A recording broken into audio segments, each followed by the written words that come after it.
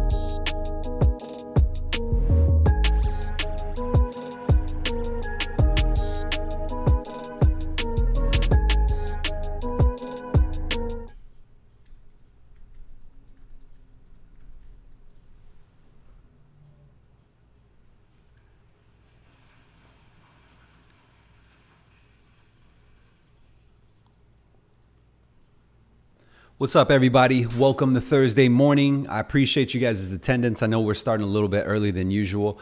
And so the episode is going to be tailored around how to make more sales in lesser time. And I think that this is very important considering the market in the times that we're in. So if you're just logging in right now, please comment in the comment section. Let me know that you're here. Let me know that where you're tuning in from, where you're supporting from. I see you, Adrian. Thank you, Ray, for checking in. And throughout the live stream, if you guys have any questions that you guys want addressed, I may put some time at the end of this live stream to actually go over those questions. So put those questions together. And without further ado, let's go and get on with the show. So first off, the reason why I think that, as mentioned inside the notes and the email, if you got the invitation to this live stream, one of the most tedious parts of our process every single day is the actual sales origination process, right? And so, but it's one of the most vital parts. It's the absolute most important part that we need to make room for, on top of the several other dozen things that we have to do within our daily function. And so I think that if we can be a little bit more efficient with how we do certain actions and certain steps that are mandatory throughout our day, we'll set ourselves up for long-term success, but multiply our results. And so why I wanted to focus in on the origination aspect is because if you really think about it, every single day you should be dedicating at least half of your day towards originating new business. Because if you're not, then you have to really come to realization as to where you're putting in your time, right? So if you're not focusing at least half of your day in originating new business, and when I'm talking about originating new business, it could be outbound dials, it could be taking in new leads, it could be doing follow-up calls, something that puts you a step closer towards originating new business, right? And so I think the reason why it's kind of pushed back or procrastinated on is because of two things. So most salesmen, or at least most loan officers in this current state right now, find themselves doing more pipeline management, maintenance, you know what I'm talking about, like stocking operations and saying, hey, what's the status on this? What's the status on that? And sometimes it's hard for us to let go. You know, I used to be very guilty of it too. It was very hard for me to hand the baton off to operations because that deal meant so much to me.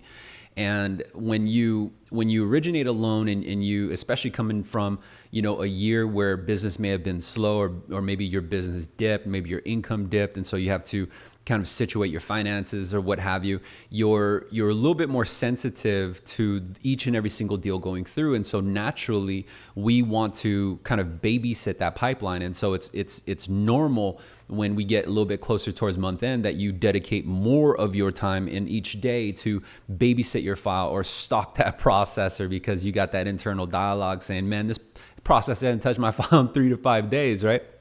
But it's important to continuously feed the machine, because when you lose a deal, when you don't have more deals coming in, you feel it more, right? And so you begin to put this pressure on you. Or if a deal falls out because maybe the income didn't qualify or the value came in short, and if you didn't dissect your day to where you're organized and you're structured to where you got consistent deals coming in, you're gonna feel that loss even more, because you don't have a replacement coming in. Whereas on the flip side, if you had structure, if you had more of an efficient schedule within your day, you're not necessarily sweating if you lose one deal, because you're in the momentum of it's okay, right? Like your mindset's a little bit stronger because you understand that you could replace it that single day. And so my goal within this live stream is to show you how to become so efficient that you're consistently feeding your pipeline that it's just an engine, right? And I think the main culprit as to why a lot of us have a hard time in doing more deals in lesser time. Like what I'm talking about lesser time is like, you don't necessarily need to work 10 to 12 hours per day. You could do an efficient job just working 8 to 9 hours per day. It just depends on, you know, what you're doing within that given time. And so I want to be upfront with you, and I want to be very clear. So the reason why I became so obsessed with figuring out how to hack a system to become so efficient and make more sales in lesser time is because I was lazy. And I didn't necessarily want to put in 12 hours per day, right? I wanted my freedom. I wanted to go out there and spend the money that I was making.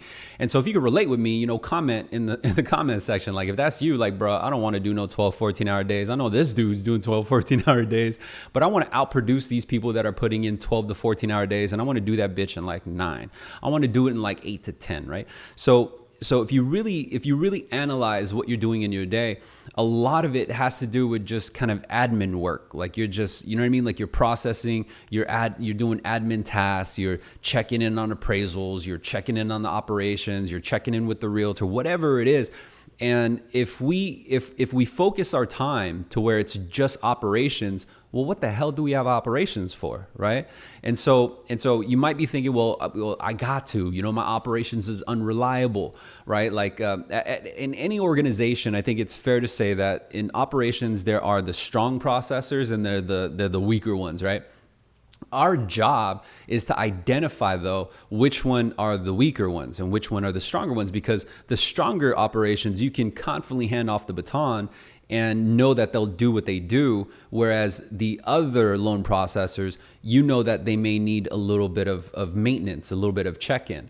And so if you just isolate who to pay attention to or who to, because you'll know who gets assigned that file, right? And so I'm saying this because I'm empathetic with you. So I understand that when we have deals entering in the pipeline, once we get that notice, like, hey, this deal, the Joneses, has been assigned to Sarah, and you're like, fuck, right? You ever feel like that? Like Sarah's like the one that never responds, never gives you that update.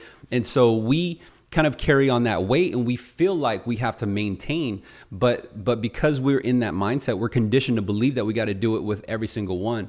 And so needless to say, I think that the key thing in actually originating more business is becoming super efficient with your origination process, and then also being very, very effective with how you plan your day. This is time management to its finest, right? And so there are some loan officers who kind of just go about it in their day, right? Like whatever happens, happens. And then there are top producers who only work 9 to 10 hours per day because they're very efficient. And this is something that my mentor taught me. And if he wouldn't have, I would have easily been working 12, 14 hours per day, but producing lesser than I am now, only working about 8 to 9 hours per day, right?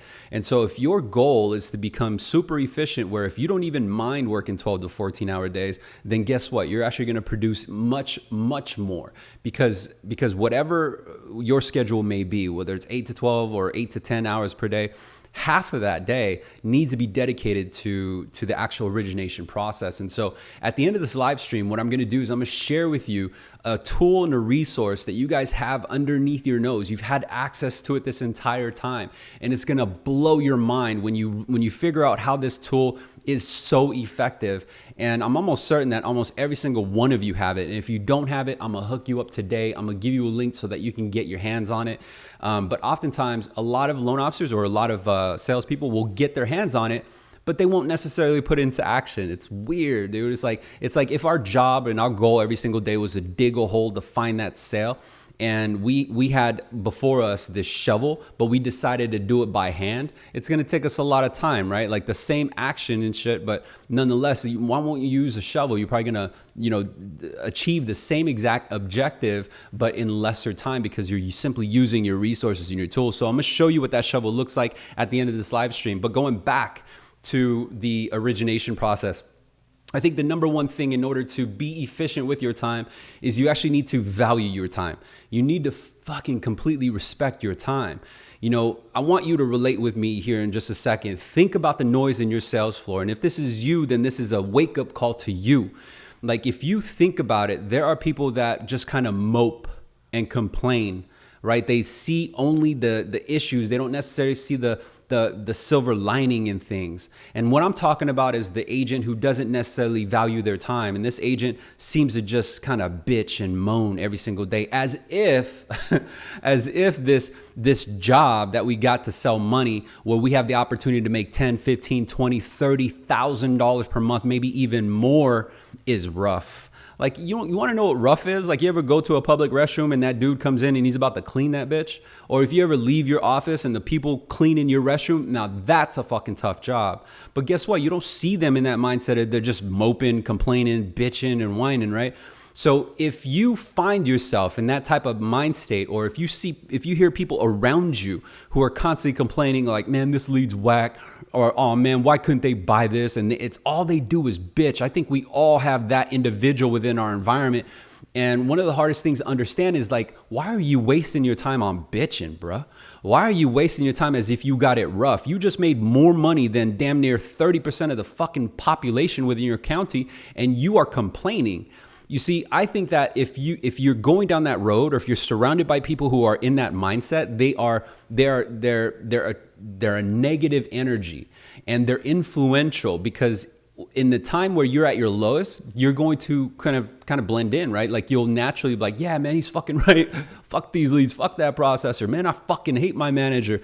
And so you get in this negative mindset. But guess what? That is the absolute strongest time burner, because what you do is you're just overthinking, and you're in your head, and you're making room to find excuses to not prevail. And if you opt to go ahead and complain and whine and moan, that ain't doing nothing for your paper, boo-boo. I hate to be the one to fucking break it to you, but that shit ain't getting you paid. That's not going to pay your bills. You can't write your electricity bill like this excuse, like I fucking hate my leads, and send that bitch instead of the payment. You get what I'm saying? So figure out where you're coming from mentally, because if you value your time, you're going to be very focused on what you need to do within that block of time that you're in your office. And the one key thing is, don't look for the problems. You have to look for the solutions. You have to focus in on the exact actions that you're doing. And instead of moping, complaining, and bitching, find a fucking way to adapt and make your process more efficient. And so that's what we're going to do today. Now, first off, besides time management, whether you're using an old school Franklin Covey planner, man, you remember the Franklin Covey planners. Comment below if you used to have a Franklin Covey planner. But but most of us use maybe Outlook, right? Like a calendar in Outlook. Some of us are old school. We use Post-it notes. So we got like 19 of them bitches on our screens. Whatever you use, you need to have a system and then protect that system. So in other words, even if I talk to 5 to 10 people, not everybody has the authority to enter into my calendar. Make sense? So there's a process and there's a system in place, because I think what eats up our time is that we block out time for people who are not worth our time. Get it? So prospects who are not worth our time. These are the prospects that we need to convince the sky is blue. We need to convince that if we don't save them this $500 per month, then they're going to go down the ruin. You got to be able to protect your time and draw a line in the sand and ensure that you're not sitting there chasing, but you're positioning yourself to properly attract these individuals.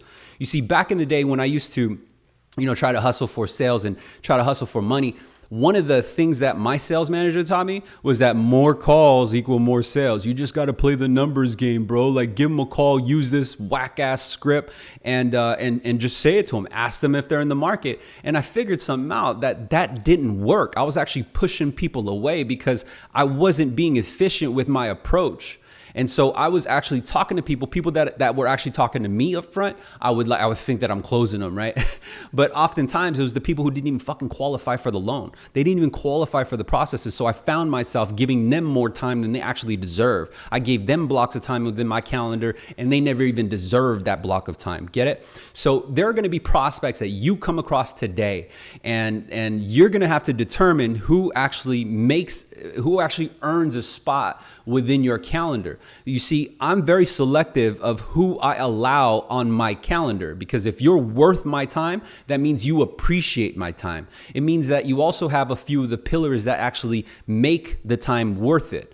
And so I want you to think about, when you go into your origination process, number one, do you have a time management system? And then number two, do you have a system in place that quickly eliminates those who are not worth your time?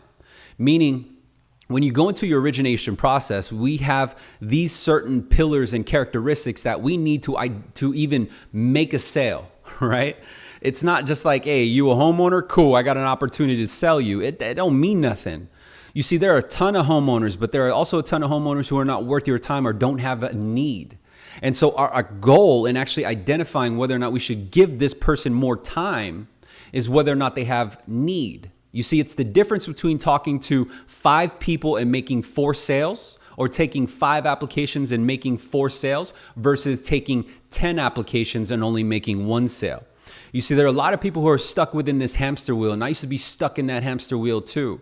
And this is why I'm so excited to bring you this information, because if I didn't bring you this information, you'd be doing nothing but making a lot of movements, right? You'd be doing nothing but doing a lot of actions, wondering and baffled as to why you're not getting a lot of return on your time.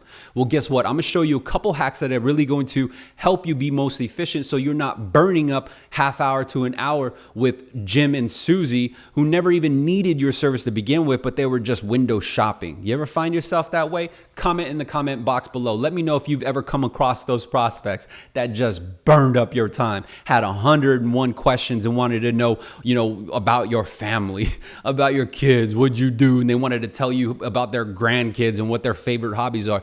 That's cool and all. We're in sales, so we got to be a little bit cordial. But at the end of the day, you got to keep it moving, boo-boo. If they're not making noise that's going to put you closer to hitting your commitment per day, then you got to be able to professionally move them out the way, because the only thing that should be in your way is something that's going to put you closer to hitting your commitment. And which is another thing, and I'm going to dive into a little bit later, is that every single day you need to have an objective, right? You can't go into your day unstructured, and this is why having a time management system is very key. Your time management system should be designed based on hitting a daily commitment.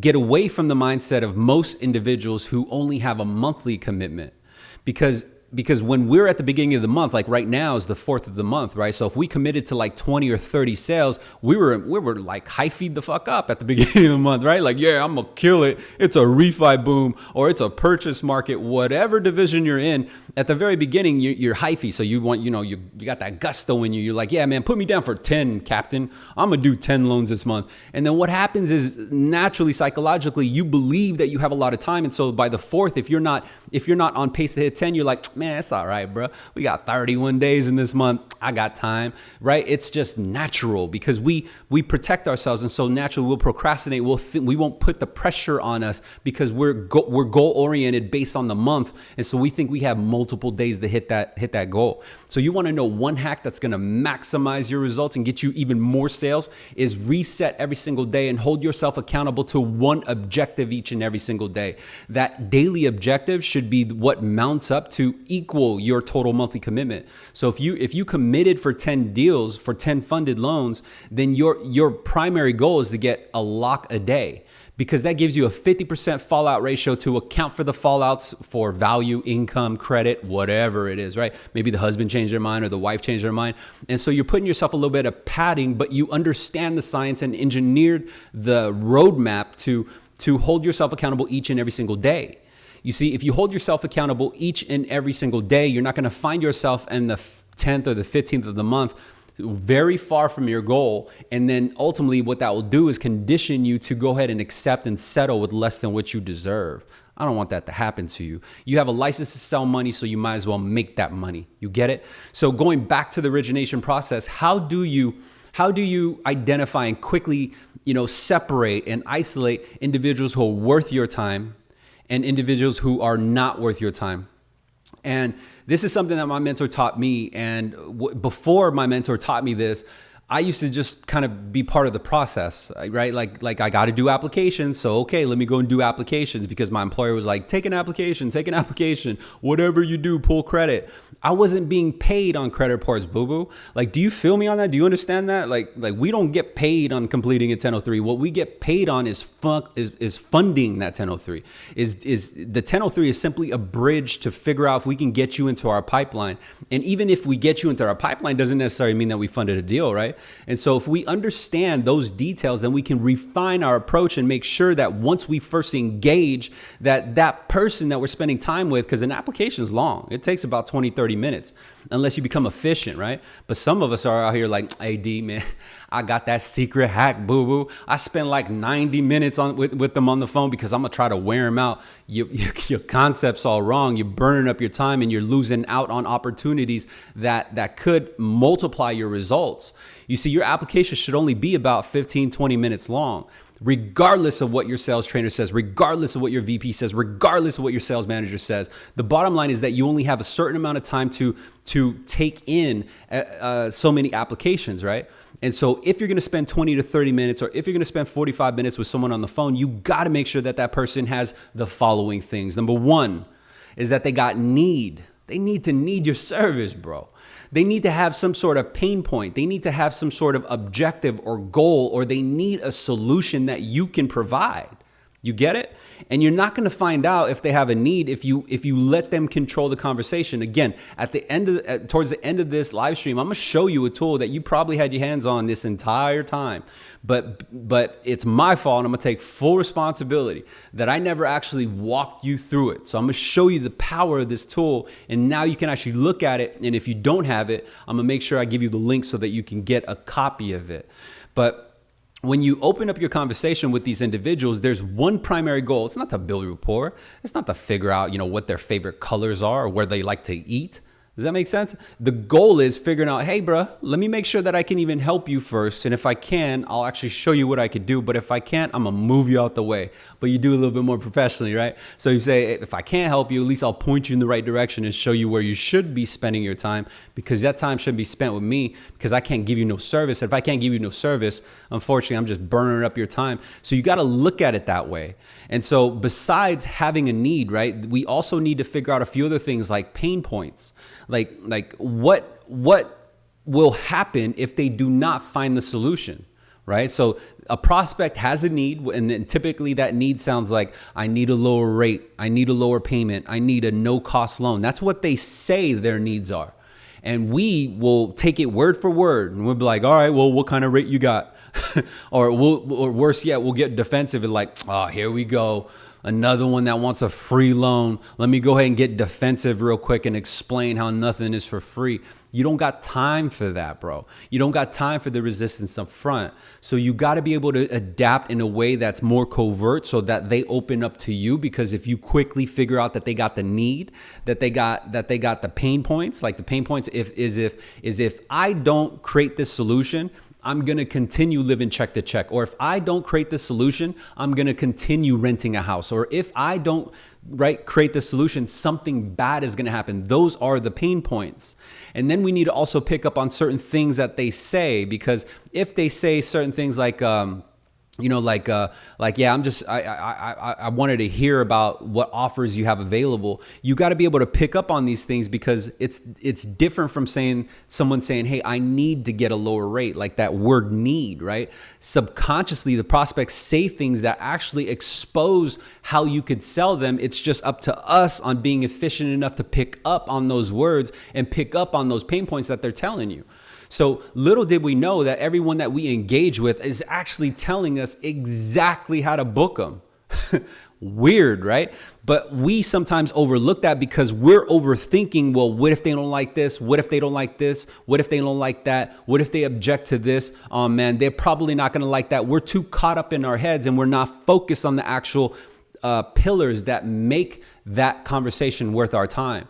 Now, because origination should equate out to about half of your day, if you're going to put half of your day into applications, make sure that it's going to be based on conversations that actually deserve your time. Otherwise, you're filling up that calendar, whether it's that Franklin Covey, or you're filling up that Outlook calendar with just names and numbers. Like all you do is follow up on shit that you are crossing your fingers that hopefully you could fund. And believe me, man, from years and years of experience, that's not the way it works. That's that hamster wheel concept where you're just making a lot of moves. You feel like you're busy, but there's nothing coming from it, right? And so another pillar that you need to really identify is their compliance. Meaning that if that prospect is rude, obnoxious to you, like they're burning up your time and they you know what I mean? Like well, back up. So if they're rude to you and they are kind of being selfish, like, D, I don't want to tell you my last name. I want an LE and I want you to lock the loan without verifying my income. As a matter of fact, D, I don't even need your loan. I could pay this loan off tomorrow. And then you find out that the dude got 630 FICO with $2 in the bank. Like those are the individuals, but because we sometimes get defensive, maybe we got burnt out, maybe we just lost the deal. We entertain that argument. But what happens is when we entertain that argument or we entertain that grind, we're doing it because it's kind of like when we get pissed and we hit something, right? Or we get pissed and we kind of just mope and complain. Like that's just kind of our way of venting. But if you waste your time on venting to people or just, you know what I mean? Like wasting your time on Jim, who didn't want to give you their damn cell phone number or email address because they think that you're going to sell it, then you have to pay attention. First off, how are you even coming off the Jim? You got to be empathetic and maybe you need to revise that. But if you're being a pro and you're using the script that I share with you and they're still being kind of like like a DB, then you have to be selective with who you go forward with. You don't necessarily need to sell every single person. You don't need to entertain a conversation with every single person, right? But you might be like, yo, but D, man, if I don't take an application, my manager's going to get mad at you. No, your manager's going to get mad at you if you don't fucking fund deals. Your manager's going to get mad at you if you don't make results. And so the only way that you're going to make results is not spending 30 minutes with Jim to ask him again what his social security number is when he clearly needs the help. You see, if you find out early, right from the very beginning, whether or not they have the need, whether or not they have the pain points, whether or not they're compliant with you, whether or not there is an actual deal to be made, because you need to figure out if they have the actual structure of a loan, like income, credit, right? Capacity, title. You need to make sure that that path is clear, because if you're not doing this early in the conversation, then you're doing it 30, 40 minutes in the conversation. For example, if you're doing your 1003 in order to where towards the end, you're starting to ask the declaration questions, like, is there any bankruptcies or foreclosures or solar panel liens, or are you in the midst of any lawsuits? You ask that bitch 35 minutes into the conversation and be like, oh yeah, I had a short sale the other day, bro. Like, what are you going to do? Right? Then you feel like, oh man, I just wasted 45 minutes of my day. I could have been talking to another prospect who clearly could have had a opportunity to make a sale. You see, it starts off like that, and sometimes we just got to break the mold of the traditional way, and sometimes these ways are being taught to you by your company with a biased opinion to just capture information so that it's in their CRM and their marketing department can utilize that information to retarget them later on. You see, you could do that. You can get the information that your marketing department needs, but you have to be aware of where you're spending your time most. Is that making sense? Is this information even, is this information even like, are you absorbing it? This is fire, right? Comment in the comment section below. Let me know if you are feeling this, man. I'm giving you information that helped me catapult my results. I'm talking about multiply my results. Get to a point where, man, this shit's easy because I wasn't doing as many actions. I didn't feel like I was in a hamster wheel. I was able to control my day, right? Now, besides that, another thing that's really going to help you save time and close more deals with less sacrifice of like your weekends of, putting in that 14-hour days is being very, very efficient with how you release your information. So let me give you an example. If someone calls you up and within the first 30 minutes, before you captured their needs, before you figured out if they're compliant, before you figured out their pain points, before you even figured out if they got the pillars to make a loan to begin with, like the income, credit, right? Like capacity, title, and declaration questions, and you find yourself in your pricing engine giving them quotes, what are you doing? The hell are you doing? Like, you're just an advertisement. You're a coupon, boo-boo. You don't need to be doing that, right? Like, if they want information, guess what? They got to earn it. Just like they got to earn a spot in your calendar. Just like they got to earn their ability to qualify for the loan to begin with. But if you find yourself giving out information like you're just some advertisement, then that is the primary reason as to why you're not actually converting these people. Because think about it, guys. Like, if you give too much information up front, they don't need you no more. They don't, you know what I mean? People are busy. They barely even talk on the phone, let alone spend another hour if their whole mindset and their perspective or their vision was just based on the price that you already gave up at the beginning. You got to play hard to get. You got to act as if it's part of the process to make sure that they even are entitled to that information. But you might be like, oh, yo, but D, some of them just don't want to go forward with the call. Some of them are tough. Well, then you got to create a very effective response to those people who are tough. So like, let's say if I'm talking to Mr. Patel, right?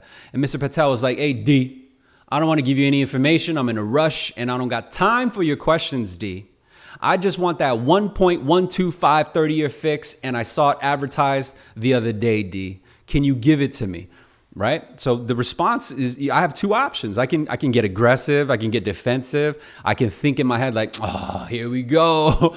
Another rate shopper and think of all the other rate shoppers that burned up my time, get mad at that. Or I can adapt, have fun with it, and refine my response.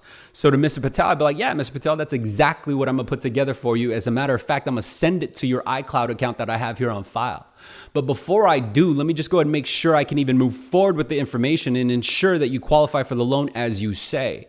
So let me confirm the property and then go back into the conversation, right? And so if he comes back again, he'd be like, hey, I told you, I don't want to let you know my last name. Just tell me, can you give me a loan estimate right now? 1.125 30-year fix, no cost. I got perfect credit, blah, blah, blah, right? I'm gonna say, yeah, I could do that for sure. But see, I operate a little bit different. I don't just spit out numbers just to spit out numbers. I'd be burning up your time that way. What I ensure is that I put information in front of you that you are actually entitled to. I put information in front of you that's worth your time, Mr. Patel. As a matter of fact, if I put just a number in front of you and I didn't verify that you actually qualify for those numbers, I'd be doing a disservice to you, Mr. Patel. I'm not going to burn your time because even if I wanted to, I can't. The only way that I can move forward with this conversation and put information in front of you is if it can benefit you. As a matter of fact, I'm gonna help you save a ton of time, Mr. Patel, because I could tell you're busy and then and you don't want to give your information. Let me even make sure if it's necessary first, and then move back into the conversation. Does that make sense? All you're doing is reflecting, but you're agreeing and saying, hey man, I'm on the same page as you, Mr. Patel, whether you got a 1.125 or not.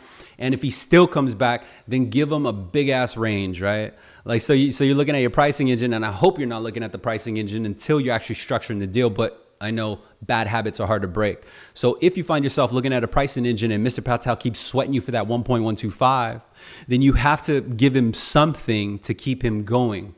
right? So if you look at your pricing engine, you figure out that the lowest interest rate right now available, let's say, was 3.75, but then the highest rate was, like, let's say 5.5, right?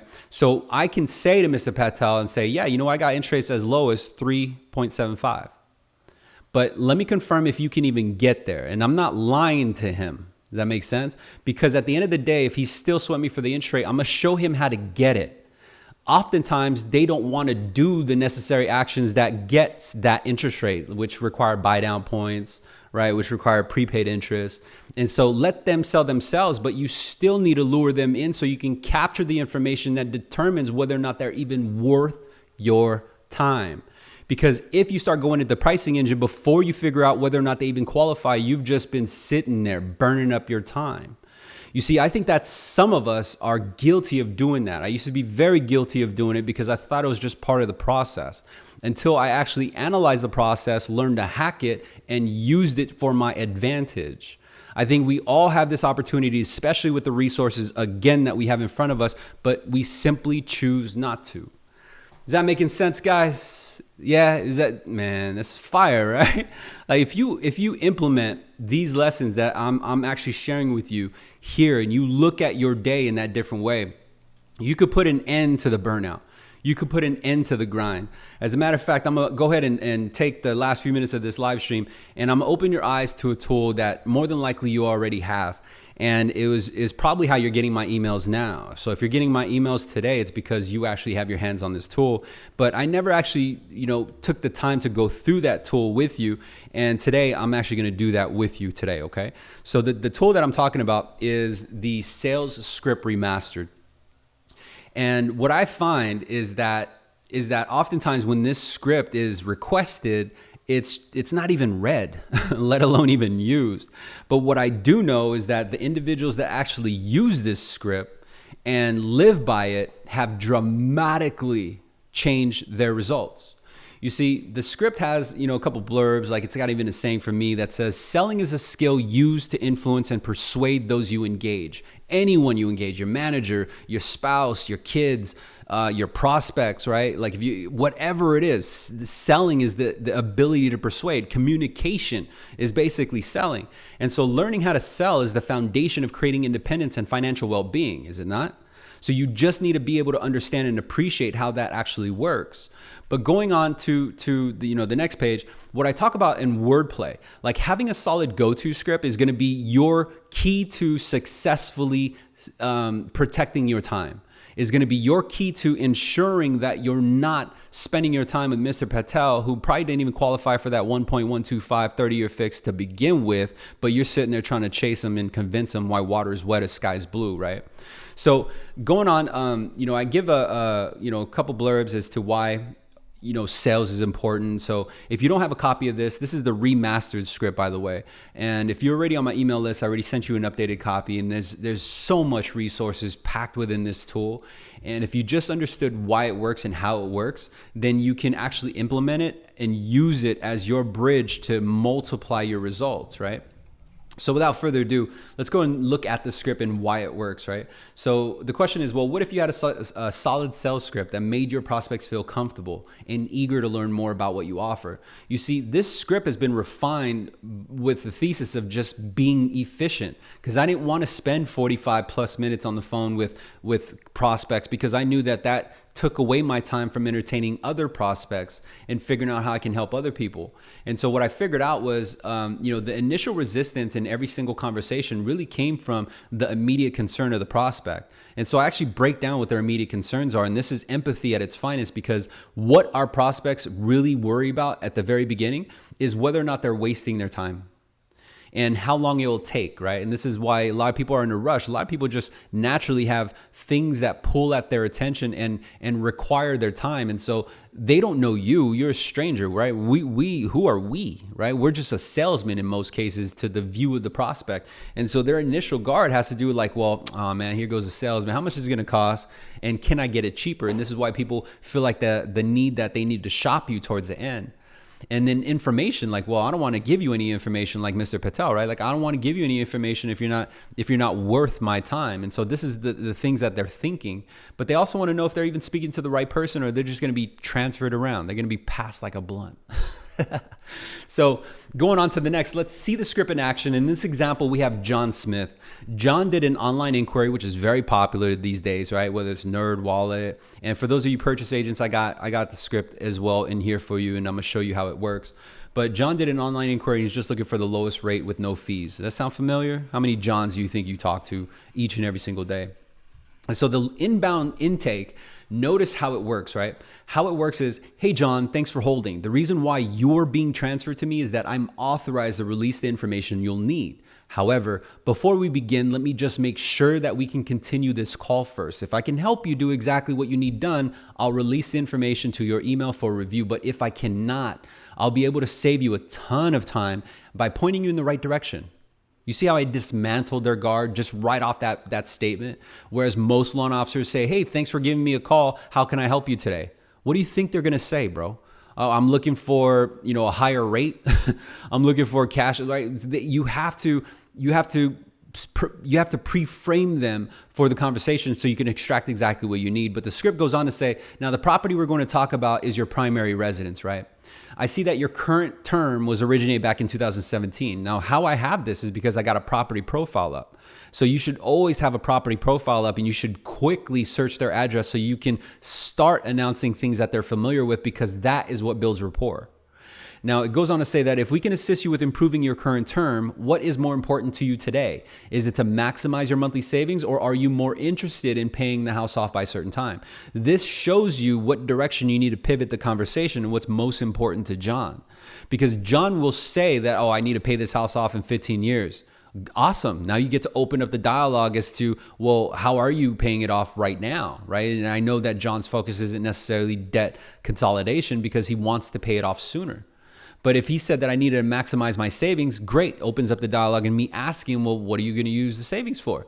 Oh, I'm going to use it to pay off my credit card debt. And then it just starts funneling down from there. You see, what I'm finding is I'm finding the need first, right? And then the need opens up into the dialogue of, well, why do you need it? How is it hurting you? Why is that important to you? And so the real trick is that you need to jump right into the conversation. A lot of us, when we go into a conversation with a prospect, we ask dead-end questions. And these dead-end questions, sometimes we don't know our dead-end questions, like, well, how can I help you today? That's a dead-end question. You should already know how to help these people, right? Like the whole point of us even being in sales is just to be able to persuade them to follow us. And so if we give them an opportunity to tell us what they're looking for, it's natural that we're going to calculate that request and then define whether or not it can be achieved. And then we burn up our time because now we got to explain to them why that 1.125% 30-year fix isn't available. Does that make sense? It's going deeper into the actual reasons as to why. So let's think about using the actual script on Outbound, because I think that the Outbound script is very, very powerful because you can use it on an outbound call, maybe your inactives folder, or you can even use it on your follow-ups, and it becomes very effective. Follow-ups are maybe applications that you did 6 months ago and they never converted, but now we have an opportunity where we can probably pitch them a lower price, right? So what I have here on the page is that, how to capture their interest and how to allure them is you need to identify what's in it for them. And so these questions, this script is really manufactured to do that. But going on to the Outbound script, so if you had to do a cold call, right? It's not even a warm lead. It's not an online inquiry that now you got to call and hope that they pick up because you got 19 of your competitors calling that same lead. How do you use the outbound call script? This outbound call script is strong, guys. I got a student that's inside the Sales Boost Camp. He generated $16,000 in revenue in one day. I think it was a weekend, just by using the sales script. And it sounds something like this. So if I'm outbound calling, first off, I'm being very selective with who I'm outbound calling. I'm not just blind dialing. I'm actually looking for a scenario of someone who actually has a need. So it could have been Jim, who I talked to maybe 4 months ago, and he told me that he's just waiting for the market. Or maybe I couldn't help Jim, remove his mortgage insurance effectively to where it actually saved him payments. But now I can, right? And so if you have some deals like this, you could use this outbound script and effectively approach him in a way that is going to make him comply. And how it sounds is like this. Hey, Jim, this is Daniel. Just letting you know an email is on its way. It's a complimentary notice advising you of changes that have taken place in your area, and we are making sure that you're kept aware. It should be in your inbox momentarily, right? So notice that this script, it's already in action. And I think that a lot of the resistance that we get from the prospects that we engage with is because it's not in motion already. Meaning a lot of our outbound calls sound something like this, like, hey, Jim, this is Daniel giving you a call back. Just wanted to follow up to see if you're still in the market, right? You're giving him too many outs. Jim can easily say, oh no, I'm all taken care of. Then what do, boo-boo? You got no other outs, right? And so, but if I flipped up the script and I change the energy and dynamic of the approach to make it sound like it's already en route, Jim, he's being part of the process, right? So Jim has right? Like Jim can't say, oh no, I'm already taken care of. Regardless, Jim, I'm sending this to you anyway, so it's going to be in your inbox momentarily. And then it goes on to say, hey, while I got you on the phone, I can actually tailor it out for you. It's for your home on memory lane, and it's typically based off of your original loan amount. But if you could tell me the current balance, you'll get information that's actually worth your time, Jim. When you opened your current loan back in 2016, and again, I'm looking at the property profile, right? The balance was X. What do you think it is today? I can show you also how much equity you have in the home now. So now I'm actually building value, but they're opened up to hearing my message because they believe that it was already en route. Get it? So very, very effective outbound script. Basically, guys, the sale cannot and will not happen if the initial sales conversation is not properly done. This script is fire. So if you don't have your hands on it, or maybe if you downloaded it but you kind of forgot about it, it's okay. I'm not mad at you. But at the end of the day, you had this tool under your nose this entire time, and this is what's going to help you save time. This is what's going to position you so that you are a consultant, an educator, not a salesman. You see, when you're a consultant and you have that consultant approach, like it's already in motion, you're the expert, you're the professional, then your tonality changes and the message is perceived in a different manner. It's kind of like when you're courting, like, I don't know how many guys are out dating right now, but if you think about it, when you were single and you were looking for that other half or that partner, or maybe the partner you have right now, it was easier to attract them by acting as if you didn't even need them. Weird, right? All you're doing is playing with their emotional intelligence. You're figuring out what they'll give most resistance to and doing the opposite of that. And so what they want to know is basically things that apply to them and are you actually using words that they provided you. So instead of just saying a very generic statement of I can help you save some money, you can use their words and actually make it in line with what resonates with them most. And what resonates with them most is stuff that's applicable to them, not just generalized information. So instead of saying, I can help you lower your payment and save some money today, you'd be able to say something a little bit more craftable, like, hey, Jim, considering your goal is to pay down debt, once we help secure the lower payment on this new loan, you can use the savings to speed up the process of becoming debt-free, and it'll improve your overall budget and your credit scores in the process. Now, hey, Jim, you mentioned that retirement was important to you earlier, and this is how we're going to help you avoid wasting money in interest and forward that extra cash towards your retirement investments. You see how now that's a little bit more tailored and applicable versus, hey, Jim, I can save you $300 per month, and this is the rate, and there's no closing costs. Right? You have to use information that's applicable to Jim, otherwise you're going to lose his attention. You got to pay attention to that. Now, when your prospect feels understood and are given a clear and direct plan that maps to their real reasons why, the real reasons why, guys, isn't getting a lower rate, isn't the 1.125 30-year fix. It's not the no closer loan, right? Like no closing cost loan. What their real reasons why is their need. It's their pain points, the solution that we can provide them. But we need to be able to break them up and pre-frame them in a way that we could deliver that solution without them having a biased opinion. And the only way that they're not going to have a biased opinion is if it applies to them and resonates by using the words that they provided us. So we have to take the time to focus. Otherwise, we're burning up our time and we're crossing our fingers. Now, for the purchase agents, this is going to be very helpful because, if you got inbound purchase leads, let's say Jim did an inquiry and you just wanted to be able to get pre-qualified or compare your qualification. Here's what it would sound like. Hey, Jim, thanks for holding. The reason why you're connected to me is that I'm licensed and authorized to provide you with a certificate you need to begin your home shopping. I'm going to help you attain what is called a pre-approval, and you'll need this to confidently begin your journey in finding your new home. A pre-approval is a bit stronger than a pre-qualification, and you'll learn that it is the safest way to start your search because it is tailored to your exact qualifications, and the certificate you receive is as good as cash in hand. That's fucking money, man. If you don't believe that's money, that is money. That will break down their guard. Jim has no comeback to that. Because that's exactly what Jim wants to know, right? Is that it's worth his time? Is that it's accurate information? Is that it will protect him, right? So what we're going to do, Jim, is quickly get an idea of exactly how much you can qualify for and tailor it to your comfortability while helping you protect your time and avoiding any houses that are outside of your limits. The goal in this conversation, Jim, is to help you save time in identifying what is in your budget while answering your questions about the buying process and what it entails. Now, by the end of this call, Jim, you'll be one step closer to safely begin your search and shopping for your next home. Fortunately, we make this process super easy, so I'll be sure to release only information that is worth your time and carefully assemble it in a way that protects you and your money when you finally do find the home you would like to pursue. Now, before we begin, Jim, let me get an idea of what you're looking for in your next home. Get it? So this is very strong information. And again, the manufactured questions that's going to open Jim up will be something like will this be your first time buying a home, or are you selling a property first before you buy? Just the answer to that question is going to let you know where Jim's coming from. So if he's a first time home buyer, then you got to do a little bit more hand holding, but guess what? You're now an expert. Right? You're also going to be able to identify where they stand, the position of the prospect, because they may not know what the hell you're talking about for you to talk to them like as if Jim already bought a home, he owns a home, and he needs to sell that home to go buy a home.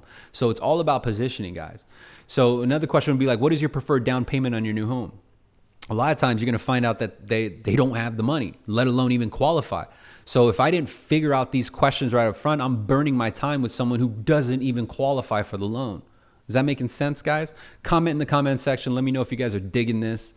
Now, what about outbound purchase script, right? Because there are going to be a lot of times where you're connected with someone and maybe they go ghost on you, but nonetheless, you know that they're shopping. So isn't that valuable, right? Like a lot of us are probably sitting on leads where we got introduced to people who knew that they needed a pre-approval, and for whatever reason, they didn't give us the time of day, and so maybe we got disconnected. And what we have an opportunity to do is use this outbound script to actually get yourself back into the mix, because if they are pre-approved and if they are shopping, isn't that the lowest hanging fruit? Isn't that someone that's actually worth your time because they're actually about to go buy a home? So if Jim was actually out to buy a home and I never had completed a pre-qualification form or pre-approval, I would give him a call in the outbound and sound something like this. Hey, Jim, just getting back to you on your request to release a pre-approval and give you a thorough review you can count on when beginning your new home search. Whether you've received one yet or not, we want to help protect you in your search. So what we're going to do is release a pre-approval rather than a pre-qualification. The main difference, Jim, is that one validates your qualification while the other just goes off conversation. You see how I'm building curiosity? You see how the energy of the engagement is under the notion that it's already on its way? Does that make sense? Like, what can Jim say? Like, no, Jim, what do you think? He'd be like, I don't want to wait. I don't want to protect my time, D. I don't want to make sure I'm safe, D. I want to use this pre-qualification, D. Even if they say I got pre-approved, say perfect, awesome. What most home buyers are doing now today, because of the market and its fluctuation, is they're getting maybe 2 or 3 pre-approvals, because then they get the certainty knowing that the houses that they're spending their time to get emotionally invested with, or considering to raise their family, or considering to actually move into, is actually something that they could put together. The last thing you want to do is get an inadequate pre-approval where you go into escrow just to find out you never qualified for the home, Jim. So again, you're going based on their fears and based on the tactics of whether or not they even qualify for the loan. So again, guys, there's a ton of content in here. I invite you to download a copy of this. I even put a sales conversation conversion checklist. It tells you, it's a checklist of what things you need to ensure that you're completing within the conversation. So if it's a step by step. This checklist alone is going to ensure that you understand their emotional buying buttons. And it gives you, it ensures that you position yourself as the person or the expert that has a solution that they need. And when they need you, guess what? They're going to give you the business, right? So besides that checklist, I've got another one. Oh, there's another one of framing up the pitch call. Very, very important. This is definitely going to help you save a ton of time, because if you're just doing your pitches without any strategy, you're burning your time, because the bottom line is that you're not in the right position to even pitch the deal, because there's a ton of distractions, or maybe the actual decision maker isn't there. So follow this checklist, guys. But besides that, I got access to a free training. It basically shows you my exact formula of how to make $1,000 a day as a loan officer. And so there's a link here that you could play it. It's basically a free webinar training. But besides that, there's, for all the outside loan officer agents, here is what is the most value to you. And it's basically the perfect realtor script. I'm gonna tell you exactly how to stop chasing realtors, because that burns up your time, doesn't it? Like, you have to physically go in and out of these shops, and then sometimes you never hear from them. Well, I'm gonna tell you the exact wordplay that you need to position yourself so that these realtors want to meet with you, so that they want to hear what you got to say, so that they want to be your partner. Wouldn't that be awesome if you knew exactly how to do that? So that way you're not wasting your time handing out business cards, staplers, pens, notepads, right? Burning up your time. How many of you guys even done that? Where you guys drop into broker shops, or you guys dropped into real estate agents' offices and nothing came from it. But how long were you there? Half hour, couple hours, a couple days? Nothing comes from it, right? It's kind of like the equivalent to doing open houses nowadays. Agents that are still doing open houses with realtors, that's burning up your time, because what they end up doing is becoming very reliant on you. So consider that, okay? There's a video here that gives you the perfect realtor script. And then, of course, I'm going to give you a rundown, because that's just what I do, of how to invest in yourself. You know, the Sales Boost Camp is doing really good right now. There's a lot of students that are getting what they deserve, and it's basically the return on investing in themselves. So I'm giving you a quick checklist of all the courses that I have available, all the resources, the mentors library, my scripts and templates module, all of that. I even got a couple playlist links that are going to be speaking directly to purchase agents. They're going to speak directly to new agents. So if you just got licensed, or you just started and you need that resource because maybe you don't have the resources around you, this is going to be for you. Refi playlist for everyone who's taking advantage of the refinance boom that we're in right now. This is going to be fundamental in ensuring that you win and ensure that you position yourself to get the absolute most deals while this window is open. But for those of you want to schedule a quick strategy call with me, like maybe you want to kind of figure out and pick my brain for a good 15 minutes, I got a link here where you could schedule a 15-minute strategy call with me. So all you got to do is click on here, and it's going to go directly into my calendar. My team will coordinate the connection and ensure that we spend some time together to focus in on your problems. So I hope you guys really enjoyed this session. I appreciate each and every single one of you that commented on the chat box. If you found this live stream helpful, do me a favor, comment on there.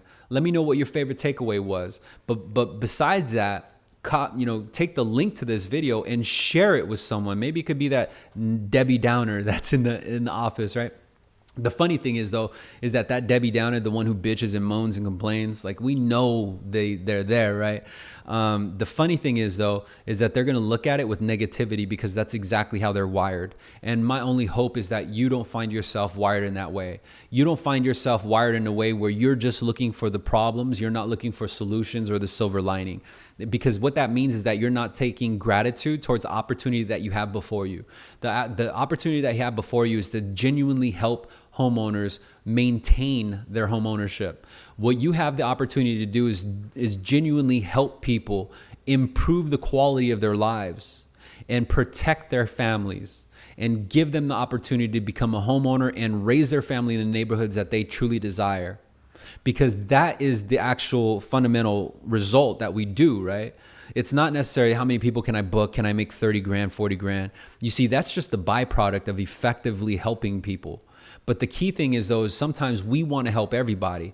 And the actual solution is you can't help everybody. You can only help people that actually need the help, want the help, and are worth getting the help. Not everybody's worth getting the help. There's going to be a lot of prospects you're going to run in today who never deserved a minute of your time. And I'm here to tell you, as a manager, as a loan officer originating with you, I'm very aware of that fact. And I will be sure to protect my time before wasting it on someone who doesn't appreciate it. Does that make sense? So those Debbie Downers, those negative influences around you, guess what? They're not worth your time. They're not worth they're not worth the influence. They're not worth even listening to. So as a matter of fact, let them be them, because more than likely you're going to see them out of that office pretty soon anyway, and you don't have time to focus on that. Focus on your paper, boo-boo. I appreciate you. So if you don't have a copy of this script, go to salesremastered.com. There's a link below this video that's going to open up the script to you. It's been refined, it's been remastered, and you need to have your hands on the script. Use it today. My challenge to you is use that outbound script on 10 contacts today, 10 follow-up calls, 10 outbounds, and then you'll see how effective it is. So that's my challenge. Use it on 10, and I can almost guarantee you're going to come up with a couple of deals just by using that script on some outbound calls, even on the inbounds. And for all the outside loan officer agents that are just out there farming for realtors, the concepts, even though that I'm telling you, refinance or Mr. Patel wants a 1.125 and it may not necessarily apply to you, it actually does. It's the science of persuasion. It's the science of using emotional intelligence to position yourself more favorably to put you in a spot where you're looked at as the expert in the resource. That's all it is. And you got to download that script, because that perfect realtor script is going to help you save a ton of time, and it's going to pick up your referral business. So I appreciate you guys. Thank you so much for spending some time with me today. I hope you guys have a powerful Thursday, and I'll see you guys on the next live stream. Thanks.